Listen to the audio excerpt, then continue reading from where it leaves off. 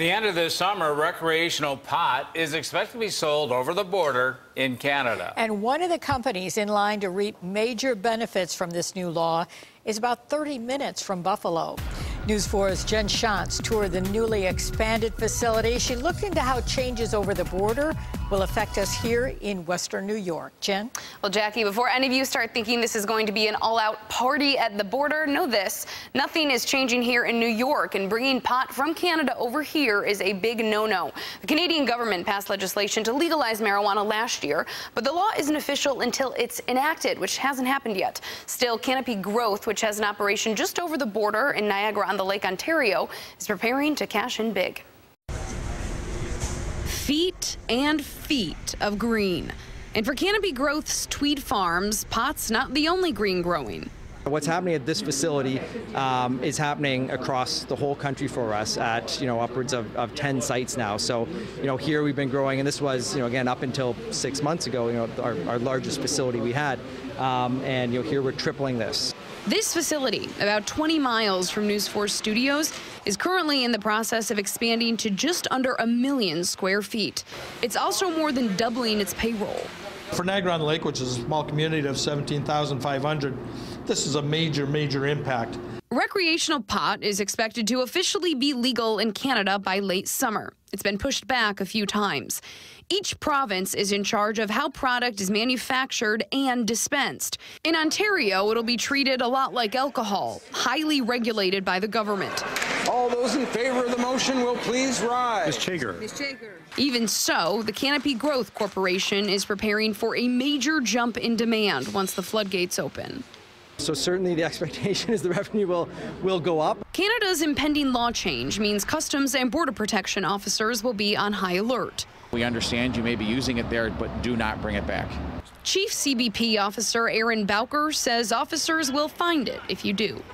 They're already trained to detect these types of situations. So people that may be bringing illegal substances, whether it's drugs or whether it's, say, counterfeit goods, it's something that they're detected, something that when they're talking to somebody, they can already tell something is going on, something's wrong, something's amiss. So they're already good at picking up those red flags. And they'll just be aware that the chances of seeing this a little more regularly are possible. Canine officers are also trained to hit on marijuana. If you get caught trying to smuggle pot into the U.S. from Canada, be prepared to pay a $500 fine and face a local or federal arrest, depending on how much you have. Fines and charges can increase for each time you get caught. Here's my tincture. 19-year-old Jack Prakari has been using medical marijuana in Amherst for a few months. He has epilepsy, and the CBD oil helps with his seizures. He's been an advocate of recreational legalization here in New York. It's been a platform for gubernatorial candidates on both sides of the aisle this year. Cynthia Nixon and Joel Giambra support full legalization. Right now in New York State, only medical marijuana is legal. Governor Cuomo announced in this year's budget that he wants to fund a study to look at how legalizing recreational marijuana would look in New York State, but no findings have been reported yet. Prakari, who pays around $200 a month for his CBD oil in New York, says the availability of recreational products could bring costs down for him. It's not as bad as it's made out to be, but I would still feel much more comfortable going over the counter knowing that it's lab tested. He knows he can't bring pot over the border, but he says he'll likely go to Canada more often just to enjoy his northern neighbor's new goods. I would say that we're going to see an influx of people going there for vacations over the summer. I mean, I'm going to be turning 19 soon, so that will be the legal age to personally buy it. When it's rolled out, Ontario's rules for the Cannabis Act are as follows. Anyone 19 or older can buy up to 30 grams from a government-licensed store.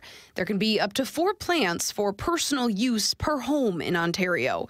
But Canada has put a strict emphasis on keeping pot out of the hands of minors and cracking down on anyone driving under the influence of it, which is illegal. Chief Bowker says for months, CBP officers on both sides of the border have been coordinating their efforts to make the official rollout a smooth one. This is a conversation we're having with our counterparts in Canada. We all do need to be on the same page. So it's an ongoing collaboration leading up to this. Now, another thing to know here, once recreational cannabis is legal in Canada, you can't just smoke it out on the street. It will need to be consumed at a private residence like a backyard. Hotels will be able to make their own policies. As for wait times at the border, it's hard to tell until the law actually does go into effect. But Chief Bowker doesn't anticipate that being a huge issue. He does say, though, I didn't know at the border will not get you out of a fine or handcuffs. Jen Shantz, News 4.